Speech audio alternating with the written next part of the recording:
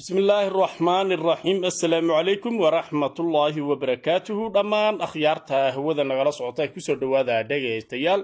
warbixintan inu wahdayna haduu la idmo wararkii u dambeeyay doorashada maanta ka dhacday Somaliland doorasho aad xasaasi u ah oo saddex musharax ay ku tartamayaan madaxtinimada iyo sidoo kale ururada doonaya in ay xisbinimo u gudbaan ayaa maanta waxa ay ka qabsoontay guud ahaanba Somaliland iyada oo codadka inta ugu badan ay soo xidhmeen goobihii laga dhiiban hayay si rasmi ahana ay u bilaabatay tirinta natiijada ilaa iyo hadda yaa la saadaalin hayaa in uu ku horeeyo codadka la tiriyey amaba sida ay wax u dhaceen faahfaahin ayaan arrimihii u dambeeyey ka bixin doonaa hadduu alla idmo doorashada maanta deegaanada Somaliland ka qabsoontay dhimasho ayaa jirta sida magaalada berbero oo kale laga soo sheegayo qoys oo doorashadii tan ka horeysay wiil uga dhintay gaari ka soo dhacay ayaa maantana hooyadii faamilka ay ku dhimatay doorashada iyadana warkeena aad uga bogan doontaan hadduu alla idmo taariikhdu waa 13 November sanada 2024 waana habeenimo khamiis ku soo dhawaada warkaasi oo faahfaahsan haddii ugu horreyn baa dhegaystayaal aynu ku bilowno doorasho aad xasaasi u ayaa maanta ka dhacday Somaliland iyada oo shacabka ay maanta dhan codaynayaan waxaa la yaab lahayd in dadku ay xalayto fiidkii ilaa iyo shalayto casarkii ay ku sii fayshanayeen oo ay sii joogeen goobaha loogu talagalay in ay codbixintu ka dhacdo ayaga oo doonayay in aan faylalka looga horeynin balse waxaaba ay u fiicnaatay sida aan ku helayno wararka ama aynu wada ognahay dadkii iska seexday ama danahooda iska qabsaday ee galabta iyo gelinkii dambe tagay in ay u sahlanaatay oo ayada oo niskii hore dadkii aad la isugu rafaaday ay jaanis fiican heleen oo dadkii oo kala yaraaday ama meelaha qaarkood ayba dadkii soo dhammaadeen ayaa dadkii galabta tagay ay soo codayeen inta badan sidaynu la socono doorashada si nabadgelyo ah ayay u dhacday waxaana soo xidhmay gebi ahaan ama intii ugu badnayd oo kamida goobihii doorashada codayntu ay ka socon haysay gudoomiyaha guddiga doorashooyinka ee Somaliland oo makhribnimadii caawa hadlay ayaa waxa uu sheegay in ay soo xidhantay codayntii intii ugu badnayd goobihiina la soo xidhay haddii aysan jirin dad markaasi kuwii ku jira oo doonaya in ay codkooda dhiibtaan waxa uu sheegay Muuse Xasan Yuusuf in hadda la bilaabay tirinta codadka oo goob kasta oo codadka laga dhiiban hayay ilaa 24,000 iyo dheeraad ayay ahayd goobaha codadka laga dhiiban hayay goob walba halkaasi ayaa lagu tirin hayaa ayuu yiraahday waxa uuna sheegay in ay joogaan qaybo kala duwan oo la socon haya ogaan hayana tirinta codadka goob joogayaal caalami oo tiro badan ayuu sheegay in ay joogaan oo ay qayb ka ahaan doonaan hadduu alla idimo tirinta codadka meelaha qaarkood sidoo kale ergooyinka musharaxiinta kala matalaya ayaa iyaguna goobaha jooga iyo guddiga doorashooyinka halkaasi ayaana sidaasi codadka loogu tirin hayaa doorashadu waa mid aad xasaasi u ah labada nin ugu cadcad waa Muuse Biixi Cabdi iyo Cabdiraxmaan Ciro odayga Muuse maanta waa uu hadlay sida aynu ognahay wuxuuna u hadlay sidii nin oday ah oo haddii doorashada looga guuleysto haba yaraatee aan dhinaciisa wax hadal iyo walbahaara ka iman haynin ayada oo dadku inta badan ay ku macnayn hayeen in odayga uu samray isla markaasina ay u muuqato in doorashada looga guuleystay waxaana uu yiraahday annagu ma oran hayno waa looga guuleystay guul wali lama shaacinin laakiin hadalkiisa in uu odaynimo ahaa baan ku macnayn haynaa haddii anigu oday baan ahay la iga guuleysto hadal ma jiro wadankan waan u soo shaqeeyay madaxweyne waan soo noqday in badanna waan ka soo shaqeeyay horumarkiisa iyo wax u qabadkiisa marka aniga dhinacayga dhowr mar oo hore iyo in badan ayaan sheegay haddii la iga guuleysto in aanan wax ku taramoyo wax dhibaato inaan dalka u geysan haynin sidaasi uu sheegay Faysal Cali Waraabe asagu siyaabo yara cadhaysan ayuu u hadlay asaga oo inta badan la aaminsan yahay inuusan codad uu madaxweyne ku noqdo helaynin iska bada codad madaxweyne ku noqday xataa codad uu xisbi ku noqdo inuusan helaynin ayaa inta badan la saadaalin hayaa asaga laftiisa sida yar cadhaysan ee uu hadlayay waa shakigelin shalayta waxa uu sheegay in musharaxiinta kale lacaga ay bixin hayaan asaga oo sida muuqata qiil ugu raadin haya ka badinta laga badin hayo in uu ku macneeyo in lacago ay farraqeen isla markaasina asaga uusan lacag bixinin dadkuna lacag ay raaceen maantana waxa uu yiraahday aniga waxba ha i weydiinina ma ku qancaysaa doorashada haddii laga guuleysto iyo haddii kale waxaad weydiisaan kuwii buuraha fuulahayay ee dadka leynayay asaga oo ula jeeda Cabdiraxmaan Ciro iyo xisbigiisa iyo dadkii u codaynayay cabdiraxmaan ayaa soo hadhay anu ilaa iyo hadda hadalkiisa ma arag laakiin asagana waxaa la aaminsan yahay inuu ku qanci doono inkasta oo xisbiga wadani iyo taageerayaashiisa ay adag tahay haddii la yidhaahdo waa laydinka badiyey sida ay ugu qancaan maalmo hore waxaa baraha bulshada lagu arkayey qaar ka mid ah taageerayaasha xisbiga wadani oo sheegaya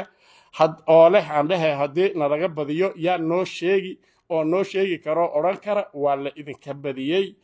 ayada oo hadalkaasi aad loo rogrogay waxaa ka soo jawaabay buuni oo dhinaca madaxtooyada ka socda oo yidhaahday awalna waa la idiin sheegi jiray intii laydinka badiyo haddana waa la idiin sheegayaa yaa noo sheegayaa maxay tahay guddiga doorashooyinka ee komishinka ayaa idiin sheegaya dhinacan culays badan ayaa jira laakiin in ay ku guulaystaan ayaa loo badinhayaa oo ilaa iyo hadda natiijooyinka ama qiimaynta soo baxaysa weli xisbiga wadani aad ayuu u badinhayaa gobolka togdheer iyo weliba gobolka sanaag iyo gobolka awdal waxaa la sheegahayaa in uu ku horeeyo qiimayntan la sameeyey xisbiga wadani sidoo kale magaalada hargeysa ama gobolka maroodijaax oo saadaalihii hore la sheegaya in muuse uu ku codod badnaan karo waxaa ilaa iyo hadda qiimaynta la sheegayaa in uusan ku codod badnayn oo isku meelo ay marahayaan dhinaca gobolka saaxil ayaa suurtagal ah sida la sheegahayo in uu ku horeyn karo codadka madaxweyne biixi oo dhinacaas beeshiisa ay u badan tahay sida aynu la soconno doorashadu waa mid aad xasaasi u ah waxayna ka xasaasisan tahay sida muuqata dhammaan doorashooyinka dhulka soomaalida ka dhaca ilaa iyo doorashadii muqdisho ka dhacday u dambeysay oo kale ayaa la sheegayaa in midani ay ka xasaasisan tahay qaabka u dhacaysana way ka duwan tahay dee qaababkii soomaalidu doorashada ay u qabsan jireen oo kale marka doorashadan aad ayaa isha loogu hayaa waxaana suurtagal ah in isbeddel madaxweynenimo ay somalilan ka dhacdo waxaa iyadana lagu kala baxayaa sida aynu ognahay ururada oo 3 xisbi ayaa soo baxaya dadku waxay saadaalinayaan xisbiyada soo baxaya in ay noqon doonaan labadan xisbi ee haddaba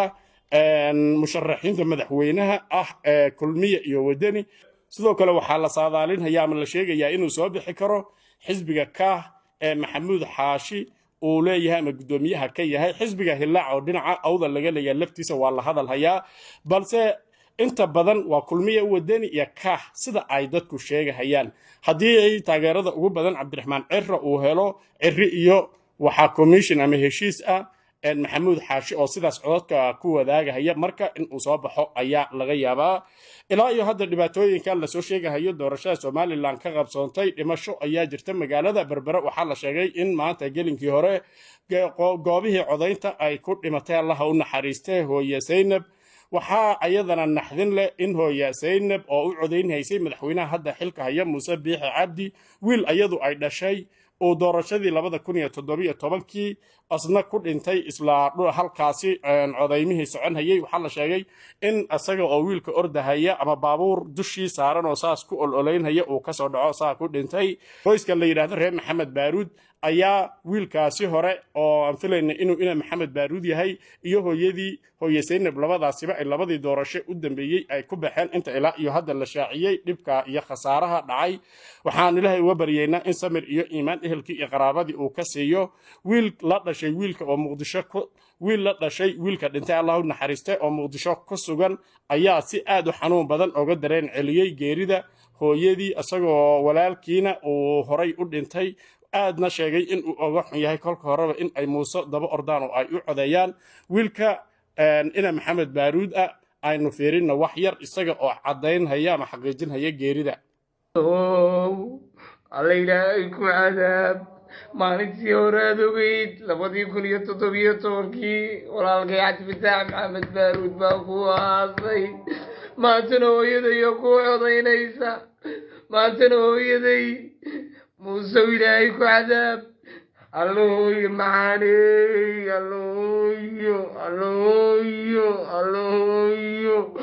allooyo muuse maxaa idinta fadhigay alla muuse kaalay harganaytil muuse kaalay harganaytil allahooyo maanta sideenu samraa xamar baa jooga allahooyo sidaan kaaga samraa si kastaba guddiga doorashooyinka ayaa waxay sheegeen in natiijada lagu dhawaaqi doono 21 bishani aynu ku jirno ilaa 7 ama 8 cisho oo dambe kadib balse waxaa xaqiiqo ah in la sii ogaan doono ama si lagu ogaan doono cidda madaxtinimada Soomaaliland ku guuleysatay ilaa iyo hadda haddana waxaabaa socon haysa tirinta codadka ayada oo markaasi guddiga si rasmi ay ugu dhawaaqi karaan laakiin si horu dhaca natiijooyinka loo shaacin doono isla markaasina qof walba uu ogaan doono marka natiijada la shaaciyo sida loogu kala horeeyo iyo sida loo kala badiyey xiisaduna aad ayay iskaga jirtaa xisbiga wadani rag cadcad oo tiro badan oo aad u yaacaya ayaa meelo kala duwan natiijada ka shaacinhaya laakiin guddiga doorashooyinka ayaa wacad ku maray inay ka tallaabo qaadayaan cid kasta oo natiijo been abuur ah ku dhawaaqda taasi oo khalkhal gelin haysa amniga iyo sistamka habboon ee doorashadu ay ku socoto doorashada Somaliland oo muddaxilaadkeedii dhaaftay 2 sano ayaa doorashooyinkii hore u soo dhici jirayna sidaas oo kale ay u dhaafi jireen waqtigii loogu talagalay dadku waxay leeyihiin maxaa kalifa in madaxweyne kasta 2 sano dheeraada oo ku darsado halka golaha guurtidana ayba iyagu waqtiyo aad u badan ilaa iyo 5 sano oo kale ay iskaga darsadaan Cabdiraxmaan Cir hadii uu soo baxo ayaa waxyaabaha uu sheegay waxa kamida in uu waqtigeeda doorashada qaban doono isla markaasina isbedel wanaagsan uu Somaliland ka saameyn doono ayada oo dhinaca Muqdisho maanta aad looga hadalhayo doorashada Somaliland ka qabsoomaysa ra'iisul wasaare ku-xigeenka Soomaaliya Saarax Axmed Jaamac ayaa ka hadlay doorashadaasi fariin culusna u diray reer Somaliland asaga oo u duceeyay isla markaasina Ilaahay u weydiiyay in doorasho wanaagsan oo sharaf leh oo aan dhib ka soo gaadhin dadka halkaasi ay ka dhacdo dhamaanteen sidaas ayaan wada leenahay qofka maslaxada ay ugu jirto dadkaasi inuu hogaamiyana Allah u soo saaro kullay annaga garan mayno ayagana garan mahayaan qofka maslaxa u ah Somaliland Ilaahay un baa garan haya Ilaahayna waxaan weydiinaynaa in midkaasi uu u soo saaro meeshaasna ay uu ka sameeyo horumar iyo waxqabad wanaagsan oo dadkaasi Soomaaliyeed ay mar walba u baahan yihiin marka meelahaasi ayaa dhageystayaal uu wax kala marhaya xaaladdu wali waa ay toosan tahay dhibaatooyin badanna ma jiraan maamada maanta dhimatay in iskorfuul ay ku dhimatay ayaan filahaynaa Allah u naxariistay balse in ay qalalaaso iyo rabshado ay dartoodu dhimatay ma aha sida aynu wararka ku helayno xaaladdu halkaasi ayay maraysaa mar walbana wixii soo kordha halkan ayaad kala socon doontaan hadduu Allah idmo